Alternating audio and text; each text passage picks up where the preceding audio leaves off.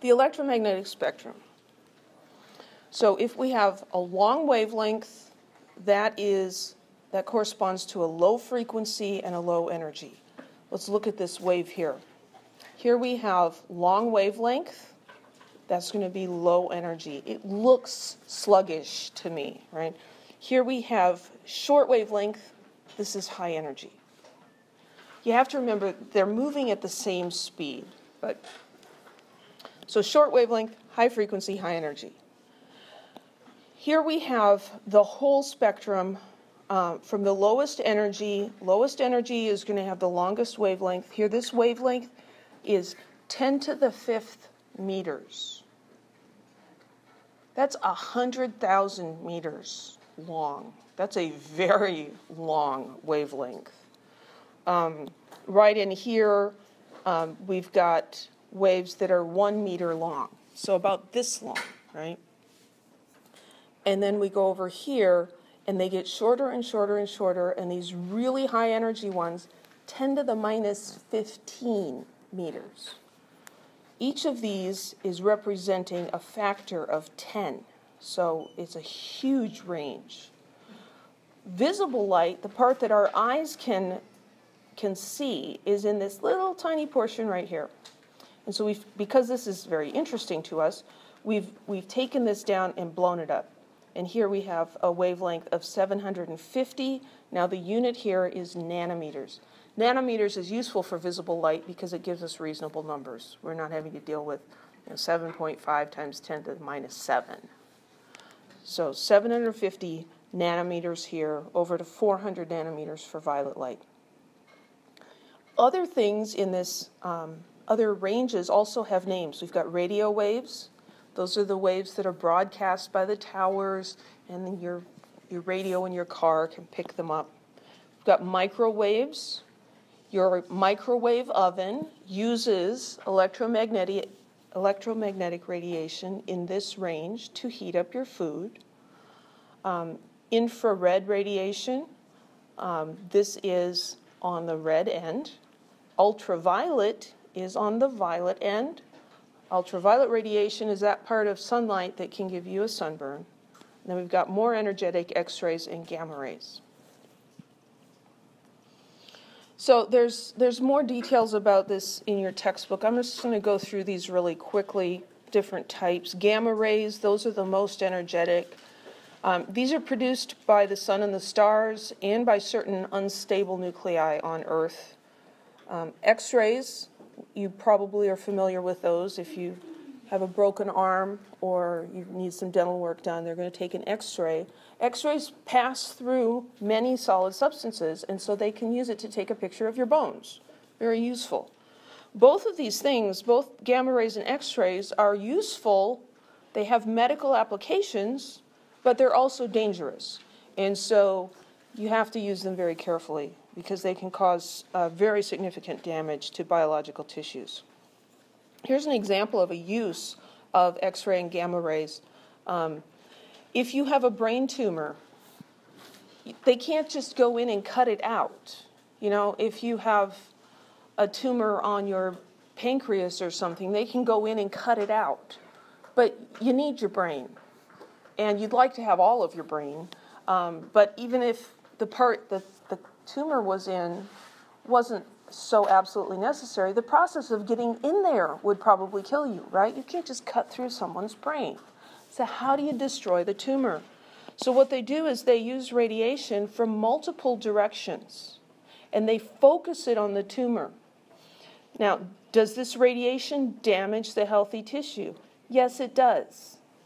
Anybody who's had any sort of radiation therapy or been around anyone knows that it is not beneficial to your health. But if the cancer is going to kill you anyway, then maybe you could sustain a little damage to kill the cancer and you're better off in the long run. You're still alive at least.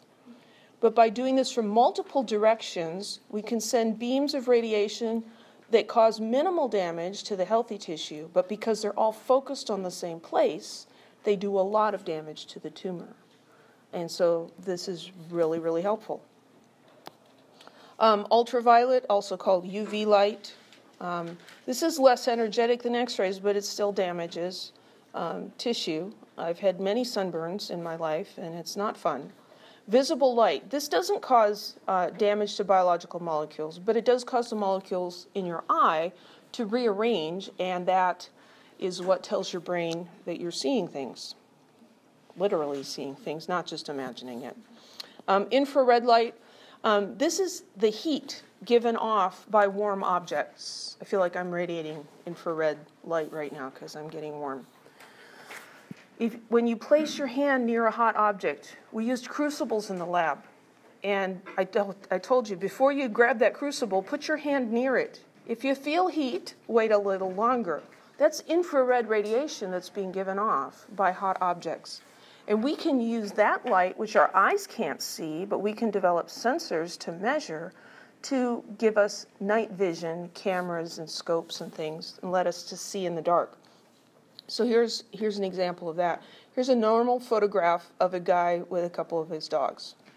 And here's another one that's taken with infrared light instead of visible light. And we notice very different things between these two pictures. This could be taken with no visible light at all in the room, in complete darkness.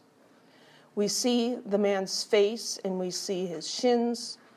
We see the dog's eyes and ears and mouth. And look, there's proof. Dogs' noses are cold. The dog's nose is blue. Dogs' noses are cold. But what we're seeing is different temperatures, because warm things give off infrared radiation, cooler things give off less or none. And so that's what they use when they go looking for people in the dark. You can see the infrared radiation. It's very hard to hide that from the helicopter that's, going through the neighborhood.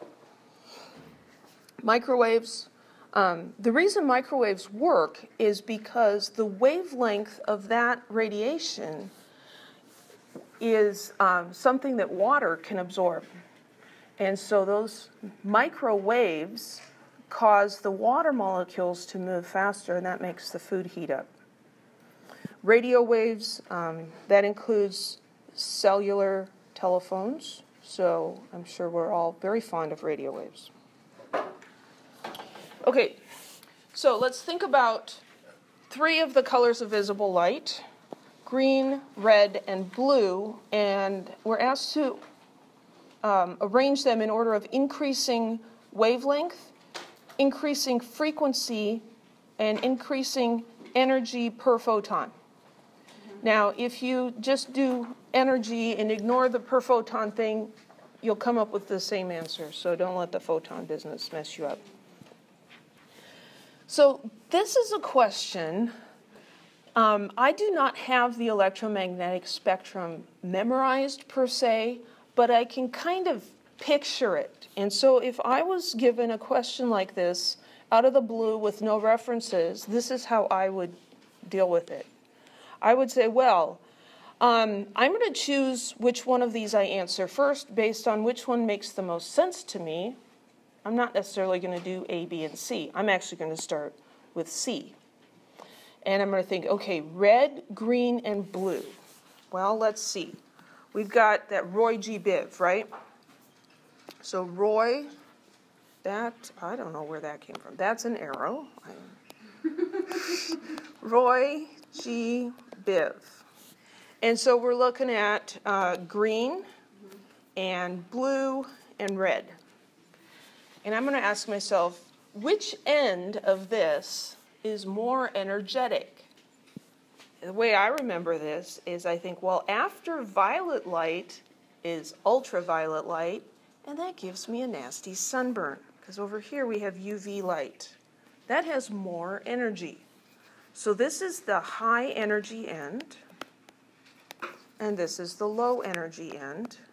And then I can figure out the rest of them based on that. So in terms of energy, when it says in order of increasing, they want the lowest one first and the highest one at the end. So which is the lowest energy, red, green, or blue? Red. So this is red is lower in energy than green, which is lower than blue. So now I've got frequency and wavelength, and I think about the picture of the wave. High energy is the one that goes up and down like crazy. Low energy is the slow one. Right? This is long wavelength. This is short wavelength. So I'll do wavelength next. I want to go in order of increasing. This could be a test question. So I want the short wavelength first, and that's going to be the blue. So blue has the shortest wavelength, and then green, and then red. Now, frequency.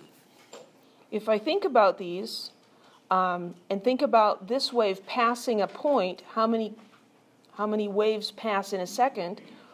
These are going at the same speed. This one's going to hit much more frequently. This is going to be high frequency. This is low frequency. The other thing is just remember they're opposite. Wavelength and frequency are opposite. So this is high frequency, so that's going to go at the end. That's the blue. And the green's going to be in the middle. And the red's going to be at the beginning, low frequency. Any questions?